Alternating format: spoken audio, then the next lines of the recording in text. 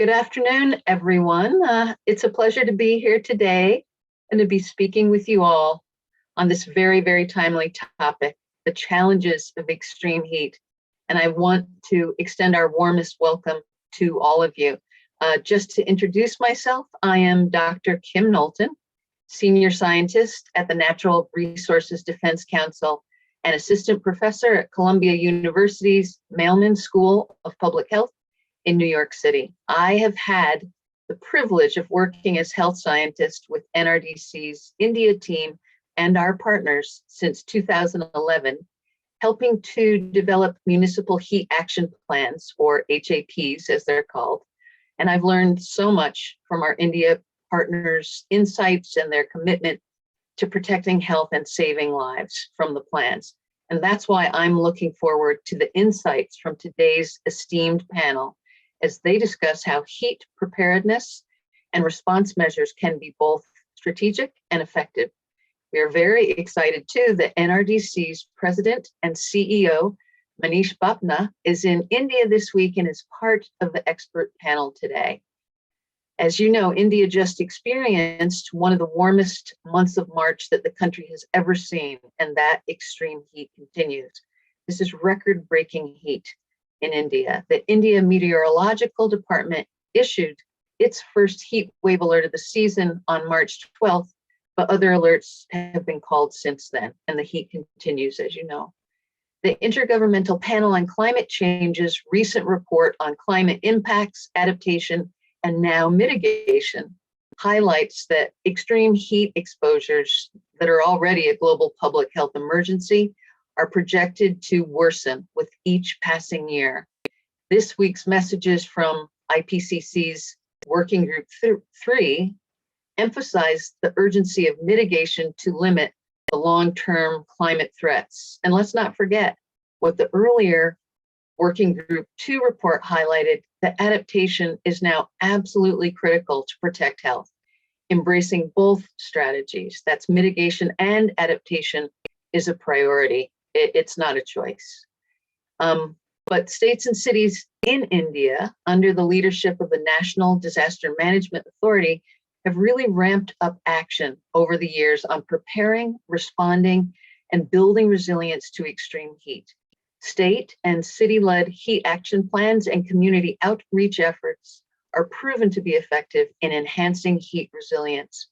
Ahmedabad's pioneering HAP has served as a model, and now over 100 cities and districts are adapting that plan to develop their own plan, widening the reach of health protective alerts. To further expand the benefits that these plans can bring, many of them now include longer-term heat preparedness strategies like cool roofs. Through focused efforts, cool roofs can be mainstreamed into state and city heat action planning. These efforts in India are part of a global movement to embrace a range of heat adaptations, with cool roofs being increasingly used internationally as a low-cost, low-tech, effective way to promote more livable cities. At today's webinar, we have an illustrious panel of speakers who will highlight and bring forth the critical importance of embracing solutions that can move cities and states toward reduced heat vulnerability and stronger climate resilience. NRDC and our partners are also releasing a new fact sheet today titled Expanding Heat Resilience in India. It provides key updates from states and cities on their heat resilience and preparedness strategies and recent actions. But before we move to our speakers, I would like to highlight some house rules, please. First, we request everyone who is not speaking to ensure you are on mute, please. Next, for everyone to know, we are recording this webinar, and the recording will be shared widely through our channels. Lastly, we will have a half an hour question and answer session, which will be moderated by Gunjan from Climate Trends. Please feel free to share your questions in the chat box and we'll pick them up. Questions from our media colleagues will be picked up first. So let me again offer my humble thanks to you all. And now I'll hand the proceedings over to my NRDC colleague, Samir Quatra. Samir, please. Thank you very much, Kim. And pleased to meet all of you virtually. Welcome to our media guests, everyone who has joined from all parts of the world. I'm Samir Quatra. I'm the policy director for our India program, and I'm also very excited to be in India this week. I want to thank my colleagues Kim, Prima, Vijay, who have joined at 2:30 a.m. From US East Coast time. So thank you very much. Your dedication is very inspiring.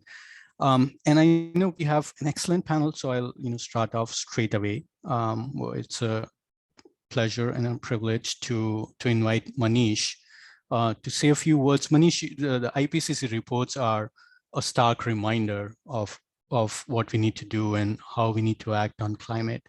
Can you tell us what are the highlights and why do you think it's important to build resilience to the impacts that many across the world are already facing?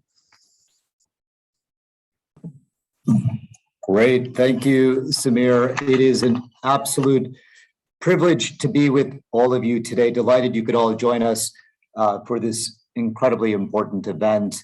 And a special thanks and appreciation to the people that are going to follow me, who are the real experts on this issue. But I wanted just to take a couple of minutes to help set the stage, along with Kim and Samir, as to why this conversation is so important right now. I want to make 3 points. The first point has to do with climate mitigation, actually. The timing of this event taking place 2 days after both Kim and Samir mentioned, the Intergovernmental Panel on Climate Change released a very significant report on climate mitigation. And the top line message of that report is that we must shift from a trot to a sprint in terms of reducing greenhouse gas emissions if we're going to avoid global climate catastrophe. We have made some progress in the past few years, but we have so much more work to be done. The world has recognized that 1.5 degrees centigrade is the absolute limit at which we must keep global warming below if we were to really avoid some of the most severe catastrophic impacts of climate change. However, we are right now on a 2.7 degree trajectory. If the commitments already made by countries around the world are actually met. So in order to get to 1.5, we need to be able to do 2 things. We need to both be able to meet the commitments already made. So it's about implementation of existing commitments. And we need to increase the ambition of targets in the near future. So it is a function of both implementation and ambition. And we know that every 10th of a degree matters. The IPCC report released on Monday had a number of other important takeaways, but one of the other takeaways was good news that this shift towards reducing emissions makes good economic sense. We have seen the cost of technologies related to the clean energy transition plummet dramatically over the past decade. We recognize that taking action on climate has significant co-benefits in terms of clean air, as an example. And we also know that the costs of inaction, the costs of climate change, are actually exceedingly high. And so the economic case for reducing emissions is more persuasive today than it has ever been before. The second point I want to make has to do with climate adaptation or resilience. That's what this panel today is about. And this is a topic that has received much less attention in India and around the world compared to the other side of the climate conversation on mitigation. There is a need to elevate the political salience of adaptation. India has tried to do this in the global climate talks, and the upcoming COP, the Conference of Parties, taking place in Egypt later this year, will have a significant focus on adaptation. As Kim mentioned, the IPCC also released a report in February by Working Group 2 that focused on climate impacts. And the main message there was that climate change is happening here and today. It is not an issue for someone else, somewhere else tomorrow. And the issue of climate adaptation, climate impacts, is that the poor, the vulnerable, are the ones that suffer the most. Issues that we all, I think, recognize. Over the past few years, I've had the privilege to be a part of a global commission on adaptation that was co-chaired by Ban Ki-moon, the former Secretary General of the United Nations, Kristalina Georgieva, the managing director of the International Monetary Fund, and Bill Gates. And I had a chance to write the flagship report for this commission.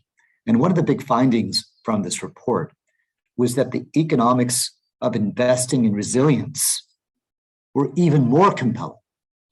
And you can think a little bit about it, that an ounce of prevention, as the saying goes, is worth more than a pound of the cure. That investing early to avoid something oftentimes makes much more sense than waiting to deal with the effects afterwards. In this report that we wrote for the commission, we found that the benefit cost ratio of investing in climate resilience was 4-to-1, meaning for every rupee that we invest in resilience, you get 4 rupees of economic benefits. And the benefit cost ratio for investments in early warning systems was close to 10-to-1. So again, a very compelling case to invest in building resilience. And that brings me to the third point of what I'd like to discuss today, which is really the topic of this seminar, which is the work that many of our partners and we are doing in India today around adaptation. In India, we know that there's a dangerous convergence of interrelated risks.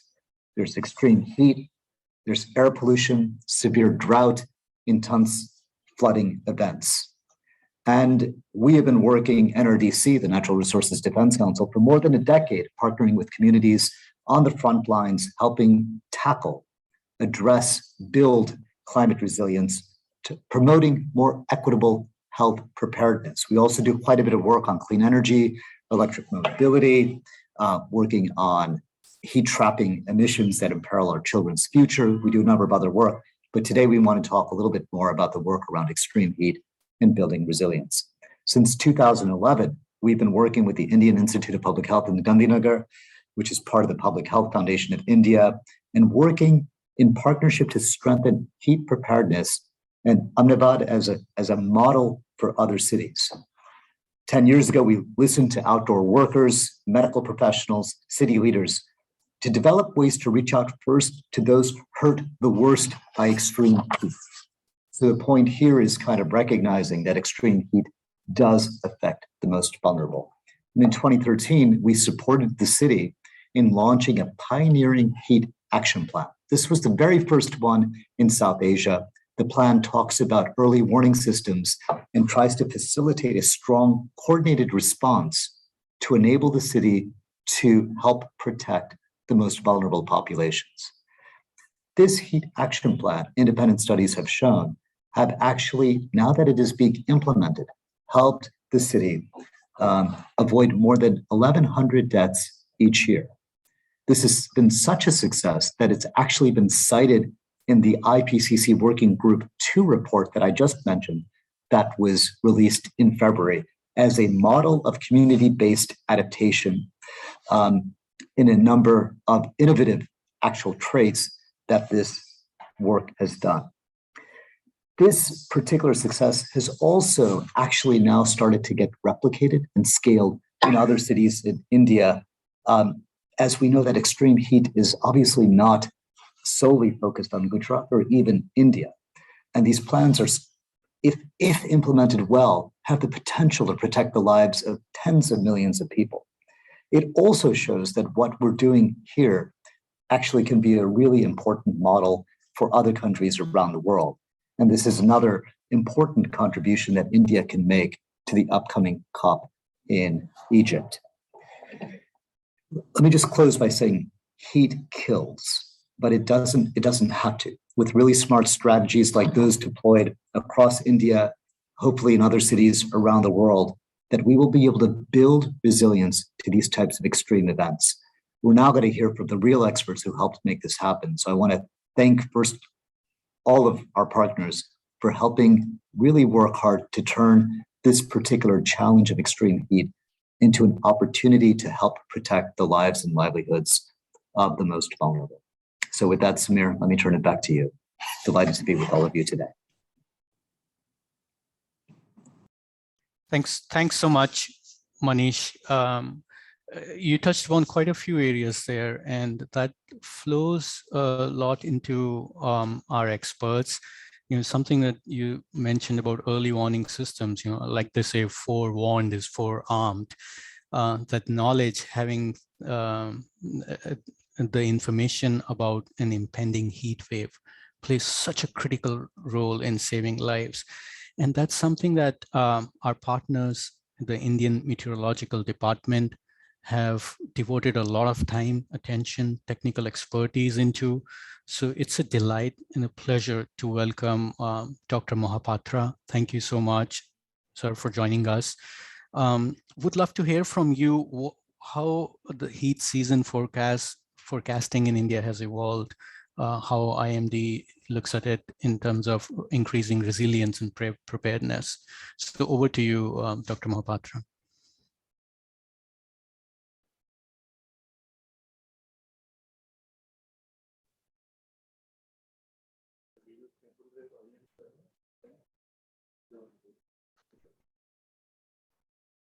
Good morning, namaskar to all of you. So I thank NRDC for organizing this discussion about the heat wave and its impacts and the management. So I will be discussing about the real-time monitoring and forecasting and early warning in India as provided by India Meteorological Department. Of course, there has been a lot of development in the country with respect to management of heat wave, especially the public-private partnership for management of this type of disasters. The outcome has been the heat action plan at the city level and the district level. And it has resulted in reducing the number of lives. Of course, there could be the morbidity. The mortality rate has reduced in the country after 2015. So how much time I can speak? Whether I will speak with the PPT or I will just speak like this? Whether I can give a brief presentation for PPT or I will just speak like this? So whatever you prefer. If you have slides, within 5-6 minutes, it'll be great. Okay, so I'll just share a PPT. I'll just quickly. Yeah.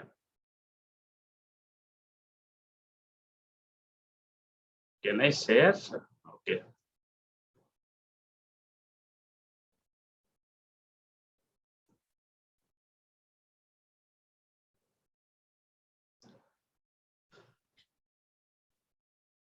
Is it visible? Yes, it is. Okay. So if you just look at the temperature distribution over the year, you will find that the pre-monsoon months, especially March, April, May, and the early part of June when monsoon has not arrived in the country, that is the period when we experience the higher temperatures, both the maximum temperature and the minimum temperatures. And accordingly, sometimes we assume the heat wave conditions. So if you just look at on the left-hand side diagram, this is the climatological pattern of variation of temperatures. On the right-hand side diagram, it shows the variation in terms of the extremes, like say 90th percentile, 95th percentile, or 98th percentile. And same thing has been shown in the lower diagrams, the climatology of various extremes and climatology of the heat wave conditions over the country. Especially the northern plains and the central parts of the country experience the heat wave conditions. In addition to that, the northern parts of the peninsula, especially you can say Bidar and Telangana and Andhra Pradesh, also experience the heat wave, severe heat wave conditions. So what we do actually in India Meteorological Department, we start with a seasonal outlook. Every year we issue a seasonal outlook by the end of February, indicating what could be the temperatures in the season. And thereafter, we are going for updating this forecast every month. So for example, we give an updated forecast in the 1st of April, 31st of March, only for month of April. So that will continue for each and every month. We give the extended outlook for the temperature, maximum temperature, minimum temperature, and the rainfall during the month. To follow it up, for example, we go for extended range forecast. That is forecast for next 4 weeks. And this forecast is provided every Thursday and valid for next 4 weeks. Then we follow it up with the district level heat wave warning up to 5 days. It is issued every day, 4 times a day from the headquarters, National Weather Forecasting Center, and twice a day from our state level meteorological centers. So all these bulletins are being issued, and in addition, what we do actually, on every day, a special bulletin is issued in the morning at around 8 hours Indian Standard Time. Then again, another detailed bulletin at 1600 hours IST. It gives the details of the history, details of the causes, and details of the impact, information about the heat wave. So it not only gives the information about the temperature maximum, but also minimum temperature, humidity, and wind. As all of us know, humidity and wind also impacts the severity of the heat wave. Now, the warnings are communicated through various channels, including the mass media, then social media, and also the state channels and the central government channels. We also coordinate and collaborate with all the state and disaster management authority, national disaster authorities, and accordingly, the heat wave guidelines prepared by NDMA is implemented at the district level. So this is the observed temperature, for example, in March this year. You know that this year March was quite warm in the history from 1901 to 2022. This was the warmest March in the country in terms of the maximum temperature. So as a result, we had the heat wave conditions in the month of March. You can find out quite good number of meteorological subdivisions, especially in the northwest India and the central India, experienced the heat wave conditions. Temperature went up to 42, 43 degrees Celsius. It was 5 to 9 degrees above the normal. And heat wave occurred in 2 phases. One phase started on 11th of March, and second phase started on 26th of March. And 26th of March phase is continuing in the month of April so far. And we have the heat wave conditions in some areas in northwest central India today also. So it has been mainly because of the rainfall patterns that we are monitoring. So what we do actually, this was the forecast that we predicted that there will be heat wave conditions in north and central part of the country. Accordingly, it was realized in the month of March. And it can be attributed to no rainfall activity in the northwest central India during the month of March, as it was predicted in the end of February.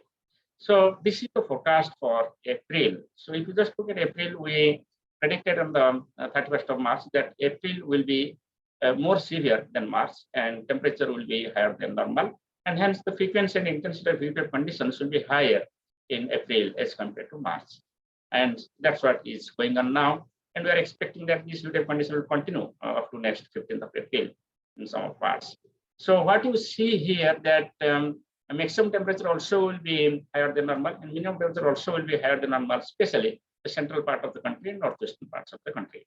So therefore, you will have the warmer night and you will have the hot days. So at the same time, we will not have any much rainfall activity on northwestern central India. You can see this yellow, the deficient rainfall activity. So therefore, all these things will include the severity of the conditions. And this is an example of how we issue the extended range forecast. You can see that the forecast issued on 31st March indicated that for the next 4 weeks, there will be higher than normal temperature over northwestern central India based on the extended range forecast. This is also going on now. So what I want to say that we have in place a system which monitors and provides forecast in the seasonal range, forecast up to 3 months and forecast up to 1 month, followed by an extended range forecast up to 4 weeks, and then followed by a meteorological subdivision range and district range forecast valid for next 5 days, updated every day, twice or 4 times. We also take note of the various large-scale processes that is going on to the public, and also the rainfall information. Now, this is just an example of the multi-hazard warning what we provide on daily basis. This is the warning for today, issued today morning.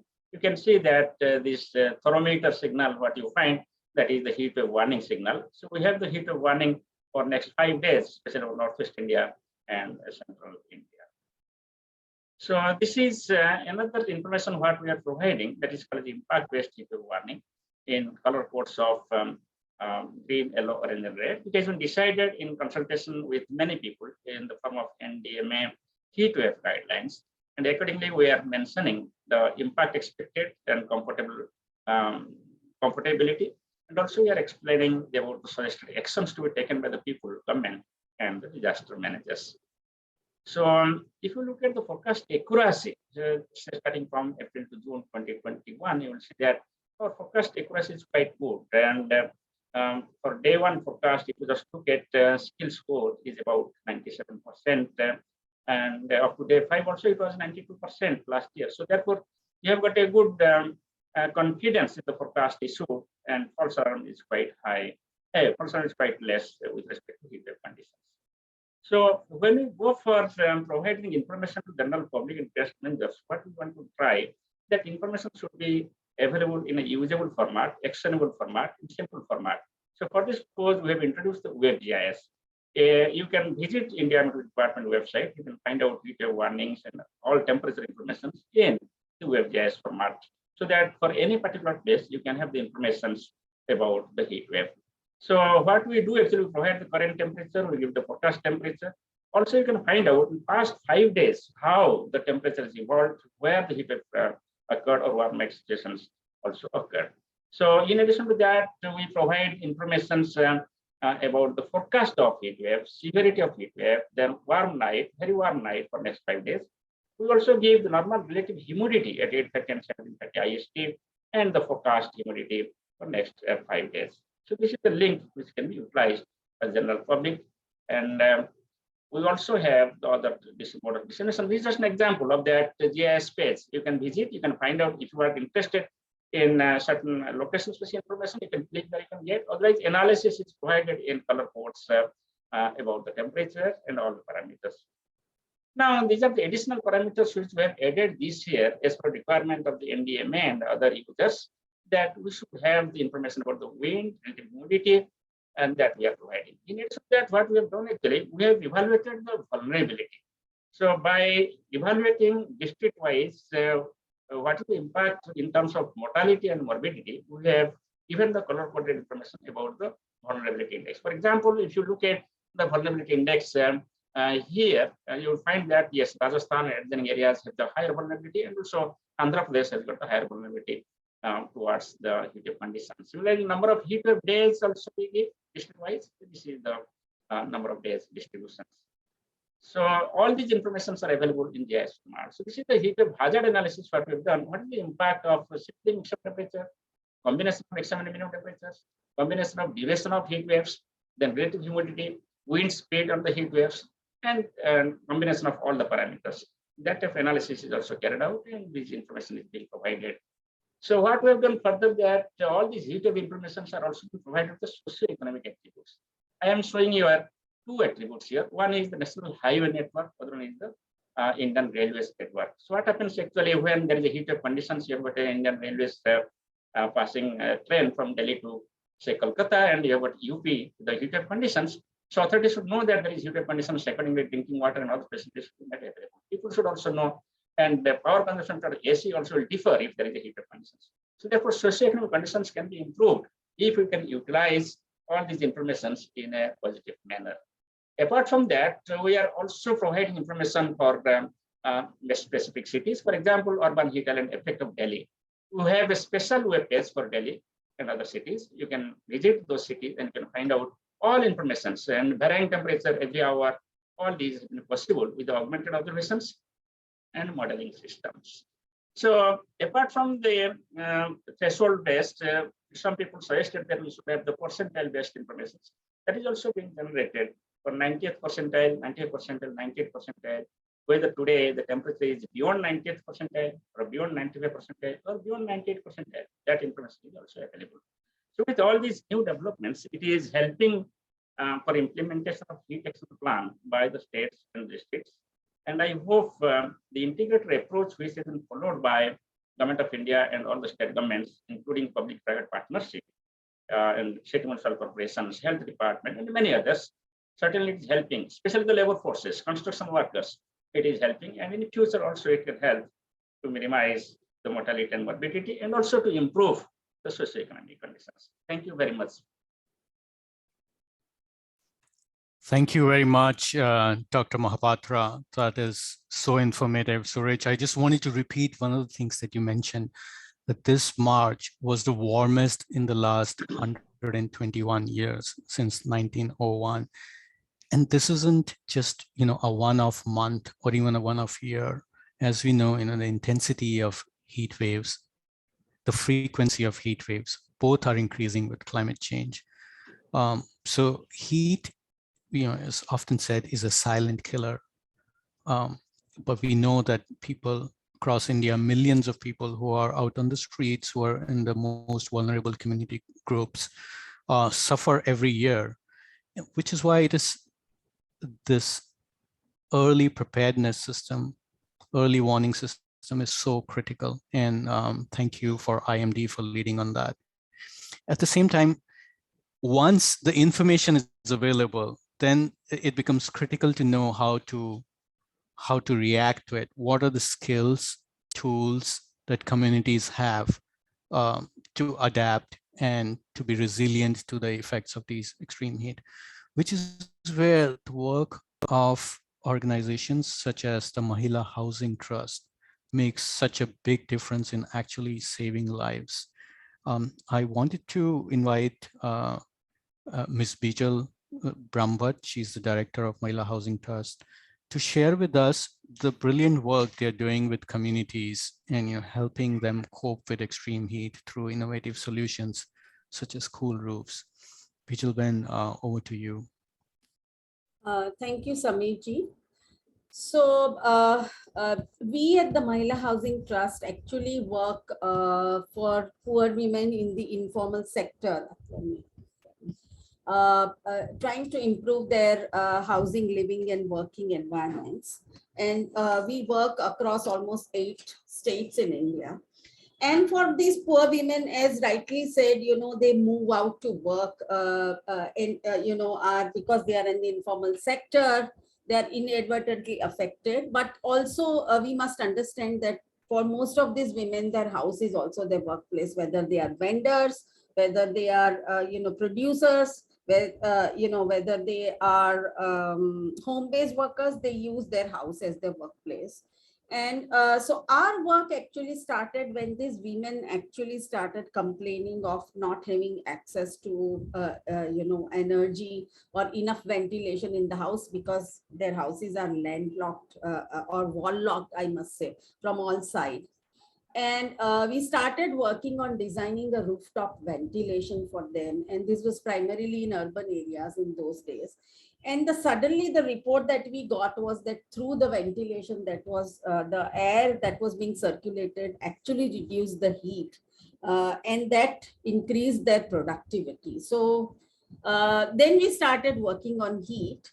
Unfortunately, when we started looking at that from the climate change angle, none of our women were looking at it from the climate change perspective. They still thought that climate change was God's act, and it was far off. And so I think our work began with helping them to assess their vulnerabilities in terms of climate change. And on the top of, the assessment was heat. And so we started working on, because roof was a significant dimension. Most of these houses have either tin sheet roofs or AC sheet roofs, etc., which actually ensure that the house gets 5 to 6 degrees more warm than what it is outside.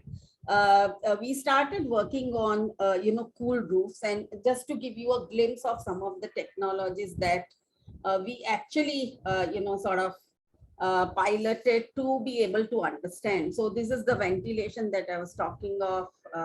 There is a solar reflective paint, then there's a bamboo roof.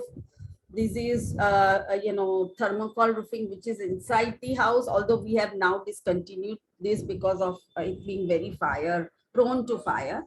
This is something we tied up with a technologist and used it, called a mod roof. And then something which was very traditional, but we revived it, where you are also addressing food security in the urban areas when you have green roofs on the top, which also addresses your food needs. So I just to give you an idea, and that's when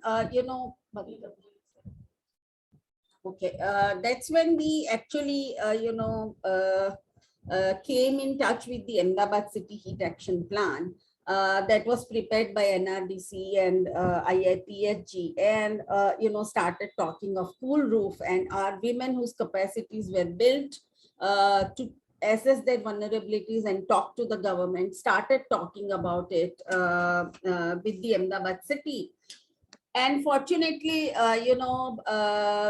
we, along with IIPH and NRDC, then also came up with a cool roof policy, which is currently on which we are talking to the city of Ahmedabad, and trying to get it implemented so that all government buildings and all informal sector buildings in Ahmedabad come up, now have a cool roof. But the issue is that when we still quite a lot are restricted to the technical classifications of heat, how what is going to happen when. But for these women, it's a lot of risk. So I think we will have to move beyond only restricting ourselves to the technological classifications to start perceiving as a risk. So when we talk to the poor women, they said they were incurring extra expenditure on electricity, on water, on health and well-being. So well-being would include cool drinks, prickly heat powder. There will be, losses and damages. So for example, your food will get spoiled very easily. Such things frequently happen with the poor women, and which absolutely go unreported and perceived as risk apart from the health issues.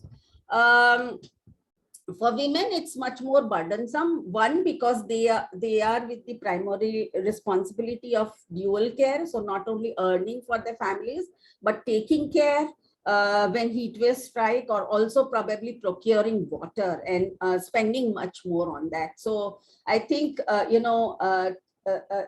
when we talk of adaptation and mitigation, start perceiving heat as a risk. One of the things that we have been able to do with the support of National Resource Defense Council is the expand the cool roof program that we have been undertaking, and which started actually with Ahmedabad to several other cities across India, and now to also villages. And that is, equipped with the sort of the vulnerability assessments, and also in that sense, supporting them to read the forecast of the Indian Meteorological Department. And they do that. They install a cool roof and they read the, the forecast of the IMP, and also look at the temperature in their houses. We have built their capacities to do so. And then they better understand the adoption of cool roof technologies. And that's where, the partnership has been extremely significant. Going beyond this, we have also started looking at how, as I again said, perceive heat as a risk for the poor. And we are now starting to work on heat insurance in urban areas. So there have been insurances on excessive rain and weather events, but largely agricultural insurances in rural. We are trying to look at heat now as a risk in urban areas, and for poor women, where we are starting to roll out pilots. And if that goes as a strategy hand in hand with the the heat action plans and the cool roofs and the education of the women, I think we'll be completing a circle of adaptation and mitigation. And hopefully such work that we have been sort of carrying on with support from IIPH and NRDC, will go a long way in informing and helping us to mitigate and adapt heat. Thank you so much, Vijay. That the work that you're doing is so inspiring and is actually impacting people's lives and saving lives. So I just want to say that, once in 2015, we first did a small pilot on cool roofs in Hyderabad. And just to test if it even works or not, with Triple IT Hyderabad as a partner, they actually installed thermal monitors and looked at the temperature difference. And it seems that cool roofs kept temperature lower by 2 to 5 degrees centigrade. So that was all the monitoring. But speaking with some of partners, Mahila Housing Trust, and the anecdotes we hear from the ground, the difference is palpable in just within 2 rooms. If one of the houses has cool roofs and you go just next doors, you will see that there is a thermal difference.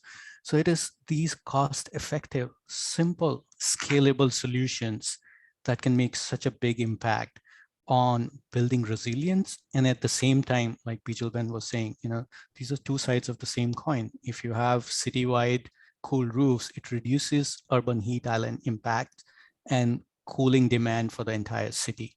So it's both mitigation and adaptation. I want to recognize, I see some questions coming in. Thank you so much. Please keep typing up those questions. I want to move on to our next panelist, which is a pleasure because, Dr. Mavalankar is very well known, very well respected as director of the Indian Institute of Public Health. He's a health expert. Dr. Mavalankar, like Manish mentioned initially in his remarks, climate change is already here, and temperatures, we are already on track to global warming. India has been singeing. The last decade was the warmest for the country, 2010 to 2019. And by all indications, this decade is going to break that abysmal record. So far what we've heard, we have these elements of early warning, forecasting. We have tools for communities to adapt.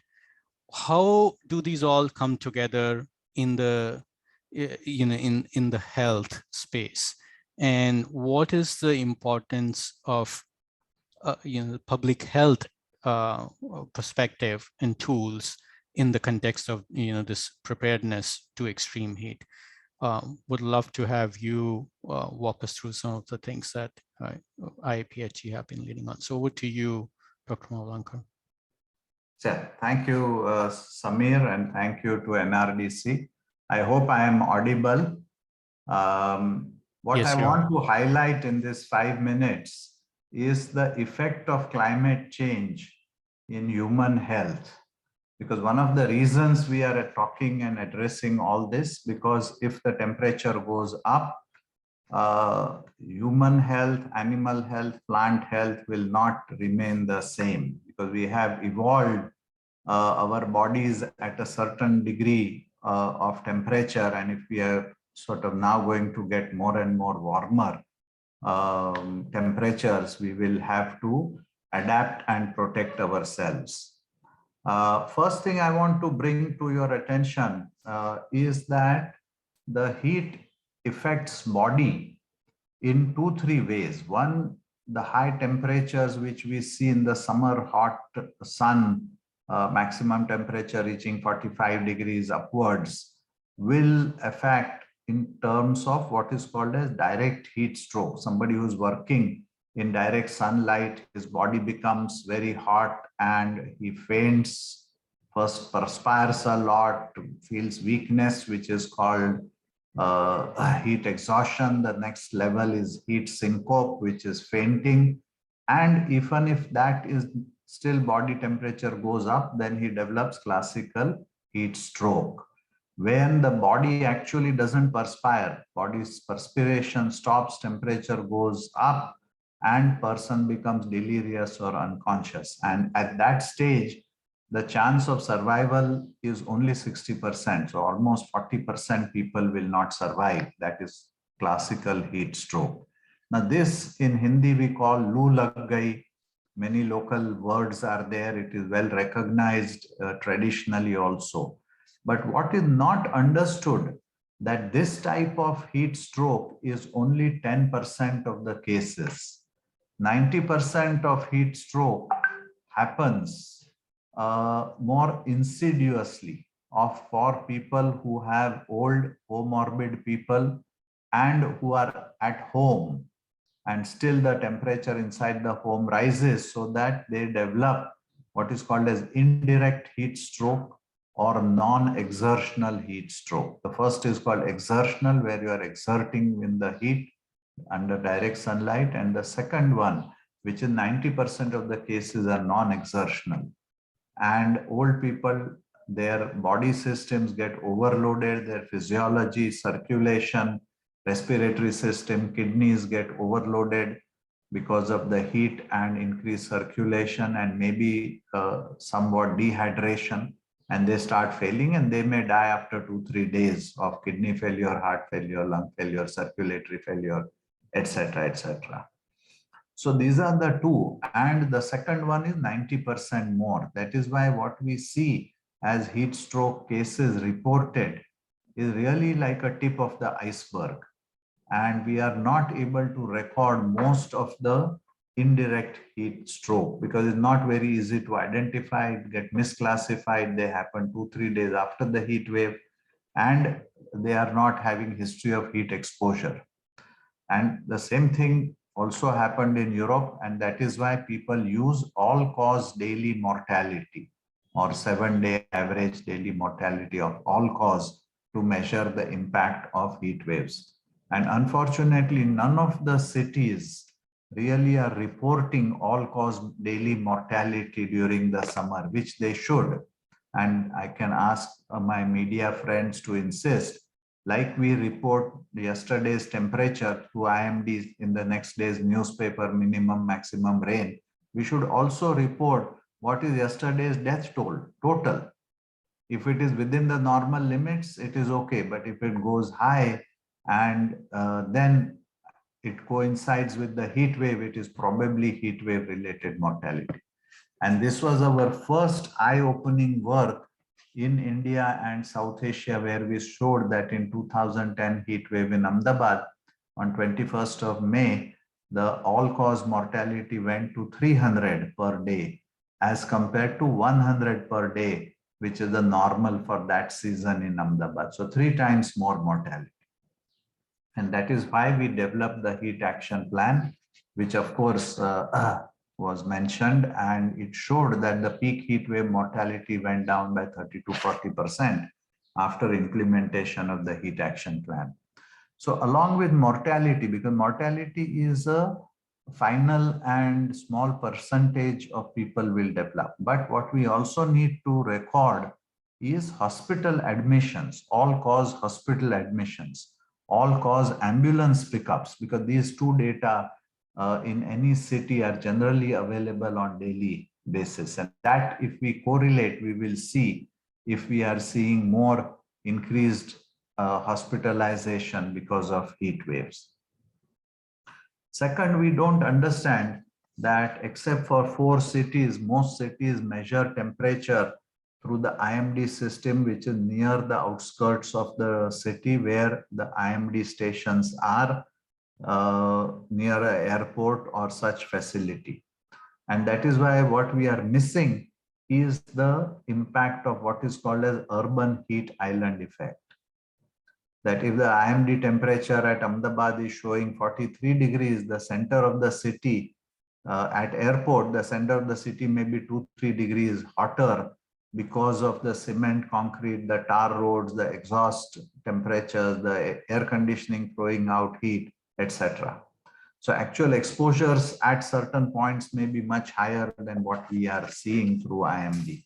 So that was the second point I wanted to make, and we have to capture that. Fortunately, through SUFFER system, through Ministry of Earth Sciences and IMD, we have 4 cities where 10 or 20 stations are there.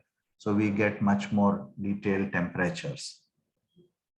There are also private systems, and one can look at that and see what is the heat island effect and what is the impact of that on human health. How does it correlate with the admissions, mortality, etc. We should also keep track tab off, and governments are trying to do the recording of heat-related symptoms and illnesses, outpatient as well as inpatient, and see what is the correlation to the temperature. Along with that, early warning systems, many cities, why we require this data on health is Ahmedabad was the first city to develop a threshold-based warning system. Normally, unless you have health data, you have to use temperature data as thresholds. And that is not a good way, even though that may be a fallback way. For example, Orissa had developed heat action plan much before, but they didn't work out the thresholds, and thresholds vary, especially where there is humid air near the sea coast, thresholds will be lower because of the heat index. So those fine scientific work needs to be done.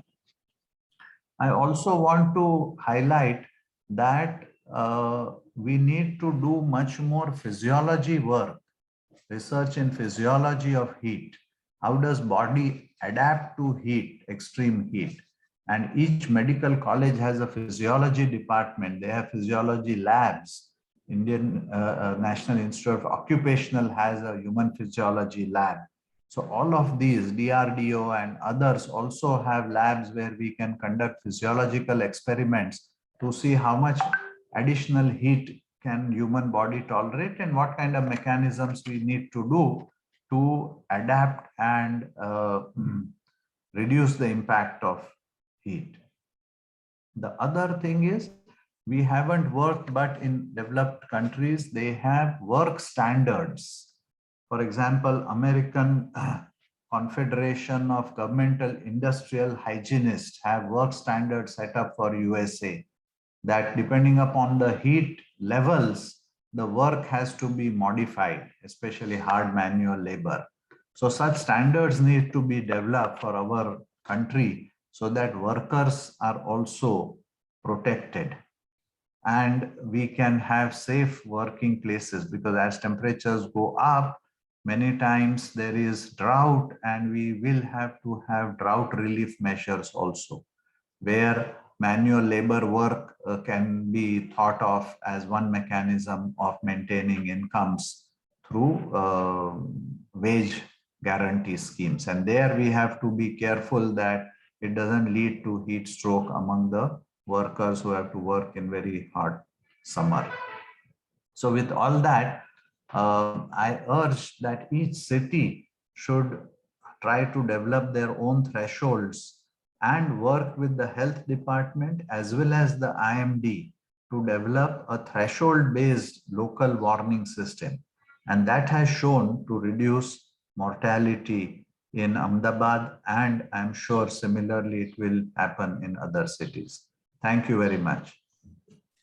Thank you, Dr. Mavlankar, for explaining the effect of extreme heat from a health perspective, and also for your call to action for cities to prepare these action plans so they can protect the residents in the city. So if our participants are interested in knowing more about what are the key elements of a heat action plan, the cities and the states in the country that are taking action, that are leading, we're pleased to present our new publication, Expanding Heat Resilience Across India. And this gives an update for 2022. This is our annual series of publications on heat resilience. You could refer to some of the earlier ones for greater depth, but this is the latest publication, and the link is in the chat. Feel free to reach out to us, if you have any questions on this. So with that, I want to turn to some of the excellent questions that we received. So maybe starting with Dr. Mohapatra, there are a couple of clarifying questions. So there is a question on what is the criteria for declaring a heat wave? And there are two, so I'll club both of those together so you can answer those. So one, what is the criteria for declaring a heat wave? And then just in a nutshell, what are your predictions for this year's heat season? Thank you. We follow the threshold criteria for declaring the heat wave conditions. And this threshold is based on the deviation from the normal conditions. So for this purpose, we divide the country into 3 different categories.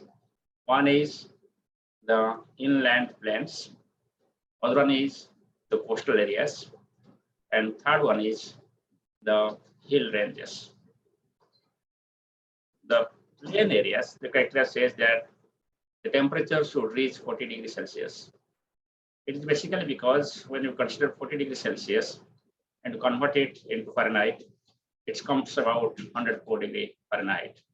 It is assumed that the body cannot tolerate beyond 104 degrees Fahrenheit, and therefore we have kept this criteria of 40 degrees Celsius. Now, the first criteria is that temperature should reach 40 degrees Celsius. Then the deviation from the normal condition of the temperature should be 4.6 degrees Celsius and above.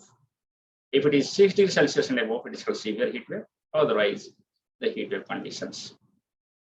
The similar approach is followed for the coastal plains, but the minimum threshold for coastal plains is kept as 37 degrees Celsius to take into consideration the impact of the humidity. In the coastal areas, humidities are quite high, and hence the feel-like temperature corresponding to 37 degrees Celsius becomes 40 degrees Celsius.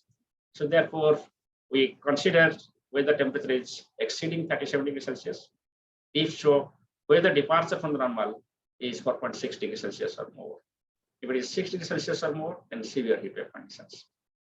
Then for the hill ranges, we consider 30 degrees Celsius.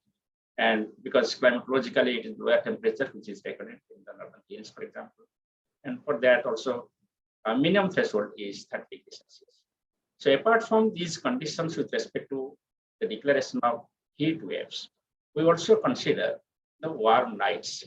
If the minimum temperature is again beyond a certain threshold and departure is say 5 to 6 degrees Celsius above normal, we consider warm nights. So we have these 2 sets of conditions officially for which we calculate the statistics of heat waves on daily basis, and it is provided. But apart from that, as I showed in our presentations, we also kept other options open. It is provided to the general public for their use. One is the percentile based. That means the highest percentile, say 90th percentile, 95th percentile, or 98th percentile of a particular place. The temperature, whether it is exceeding that percentile, that gives the extremes of temperature values. In that condition also, we can assume what is the impact of the heat wave conditions. There is no such criteria fixed so far with respect to the wind, humidity, and duration of heat waves. But while declaring, the heat wave is declared on the second day. That means the heat wave duration of 1 day is not considered while giving the warning, etc. If we expect that it will continue for 2 days at least, then it becomes the warning. There is one more criteria, irrespective of the departure of the temperature from the normal. If the maximum temperature reaches 45 degrees Celsius and more, we declare the heat wave. There are certain stations in Rajasthan and Vidarbha area where temperature can reach 45 degrees Celsius and more, but departure may not be 4 degrees Celsius or 5 degrees Celsius. So therefore, this criteria is also introduced. Now coming to the forecast, as I have shown, forecast is that just like we predicted higher than normal temperature and hence heat wave conditions over central parts of the country and the northwest India.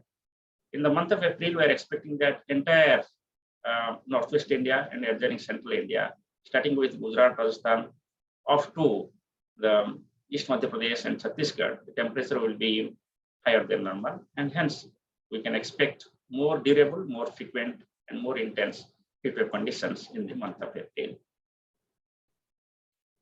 Thank you, Dr. Mohapatra. There's another clarifying question on the vulnerability maps, like what data is used to create those and over what time period? May I look at the questions? What is the question? This is regarding the Yeah, analysis. so sure. So yeah, when we say, these states are most vulnerable.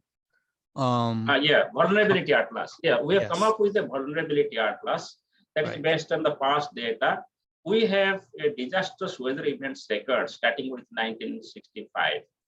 So there, what we do actually at that time, based on the newspaper reports, we collected all the information about the mortality and morbidity. Based on that, every year a volume is prepared for all types of disasters, including heat wave. We utilize that information to prepare this vulnerability atlas. In that vulnerability atlas, we have taken one condition, that is, if there is at least one death in the district because of the heat wave, then we consider that that district is vulnerable. So accordingly, the vulnerability degree of vulnerability also we have defined in terms of the maximum temperature, in terms of deaths, etc. And an index has been defined. And that index is given in different colors like green, yellow, orange, and red. Red means most vulnerable, and green means the least vulnerable.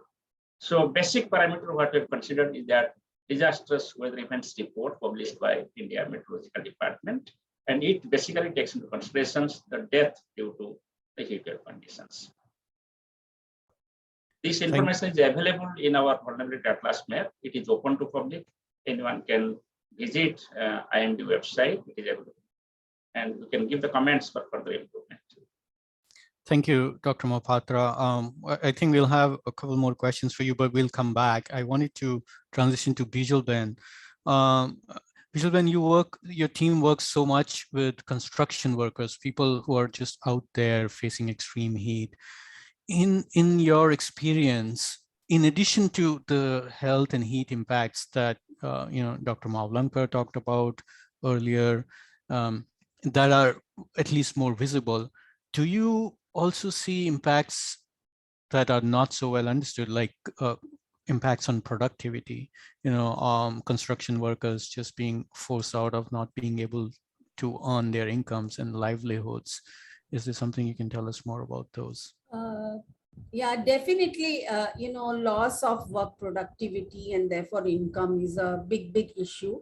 So construction workers will have increased number of days when they, do not go out to work. So on an average, we have seen anywhere between 2 to 5 days of work loss in the areas where we have been working in Delhi, in Ahmedabad, etc., where they choose not to go out for work just because of, extreme heat, which is unbearable. Sometimes it also translates, of course, into, health issues, and that keeps them at home. But even the women who are working from home have reported productivity loss for about 2 to 3 years. For example, we did a case study of woman who was actually sewing at home, and she said in the cold season or in the normal season, she was able to sort of sew 3 pieces of the sewing that she had taken up, which reduced to about 1 piece per day in the hot season, if she did not have any technology to make her house cooler. So I think there are obvious work productivity losses that are happening, and also extra expenditure on keeping cool. So in that way, they are doubly impacted. Yes, and that's something that isn't usually visible. So thank you for highlighting that. There's another question for you, which will be from Swarnika. If you could talk a bit more about green roofs. Have you tried those somewhere, and how have they fared, especially the ones that can have edible plants? So these we have actually started experimenting in. So this was a practice in Madhya Pradesh, Bhopal, which we saw, but which was disappearing very fast. And we tried to revive it because food security is going to also become a huge issue in urban areas.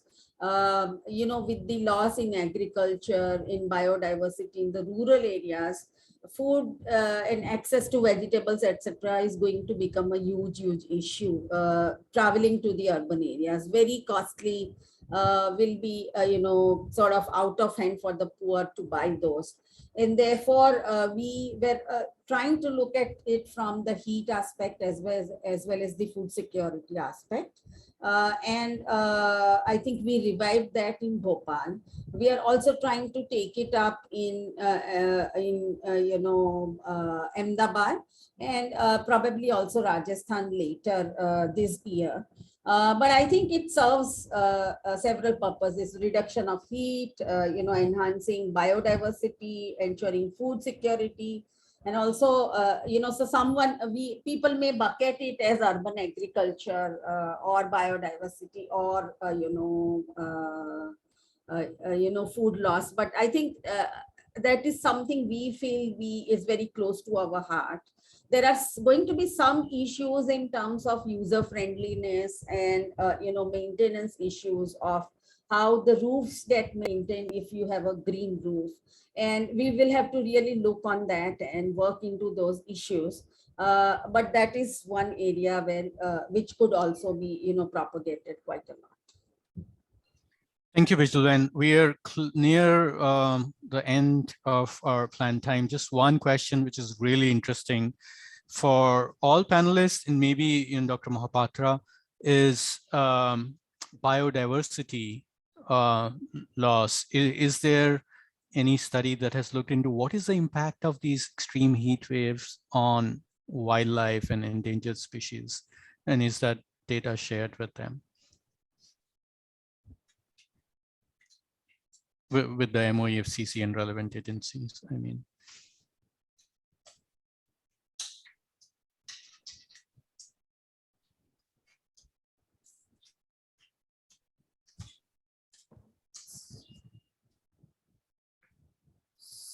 So I wanted to just add of one program that we have taken up. I mean, definitely there is a very huge relation between, I think, biodiversity loss and heat, because heat is going to sort of also affect the kind of greens that we are going to have in both in the rural as well as urban areas. It's also going to affect the water levels and water bodies that we are going to have, and that heat, greening and water is ultimately going to jointly affect the fauna and the biodiversity that we have in India.